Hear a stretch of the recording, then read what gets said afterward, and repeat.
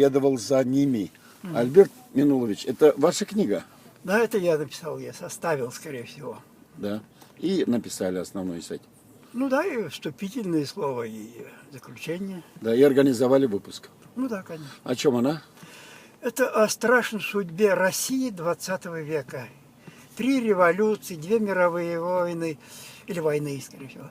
Теперь коллективизация, репрессии. И все заканчивается бестолковой перестройкой, по правде говоря. То есть вас беспокоит судьба России, она сложная? Она не только сложная, она непредсказуемая. Даже не то, что ее будущее трудно сказать. Трудно даже предсказать, какое у нее прошлое. А вы сами откуда родом? В какой школе учились? Из Оренбургской области, там татарской деревни. Я там до 3 класса учился на татарском языке. Потом мы переехали в Башкирию и там поступил в русскую школу. Не помешала ваша татарская учеба в татарской деревенской школе для получения образования, изучения русского языка и других языков? Нет, наверное, знание одного языка еще лучше помогает овладеть вторым, третьим и так далее. И какие языки вы знаете? Ну, я легко читаю на французском, это мой самый любимый язык. Английский, немецкий, итальянский тоже очень люблю. И испанский.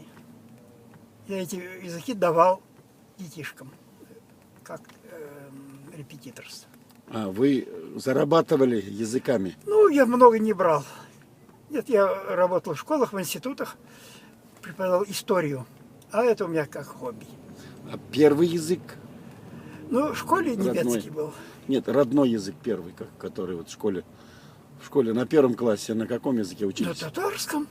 Да, 3 класса первых я учился только на татарском. Ни одного слова по-русски не знал. Вот вы принесли свой отклик на публикацию деловой газеты «Бизнес онлайн». Что вы хотели сказать? Как вы восприняли статью о том, что если ты любишь человека, нельзя презирать его язык и речь, и музыку? Эта статья меня сразу захватила. Я там нашел много откликов своим мыслям. Я почти полностью вот поддержал душой мысли, которые там высказали вы. Очень хорошо написано, остро, хорошим языком, с болью за свой народ.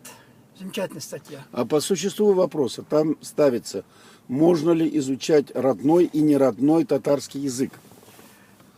Реально ли это? Живя в Татарстане, желательно, чтобы хотя бы на бытовом уровне русские и другие не татары, не говорящие на татарском, выучили бы хотя бы на бытовом уровне. Вы согласны, что принуждают учить родной язык и что он не нужен? Вернее, татарский язык, не родной уже для не татар. Да, вот я же говорю, что хорошо бы, живя в Татарстане, люди знали бы хотя бы на бытовом уровне, хотя бы вот где-то слов 500, на котором уже можно, в этом количестве, уже что-то выразить. А как убедить, зачем это надо? Что я, ну, Вот вам зачем французский, итальянский, знание языков немецкий? разве кому-нибудь знание языков разве помешало? Даже наоборот. Это даже дает больше возможностей в жизни, знание языков. Тем же самым русским знание татарского было бы им большой плюс.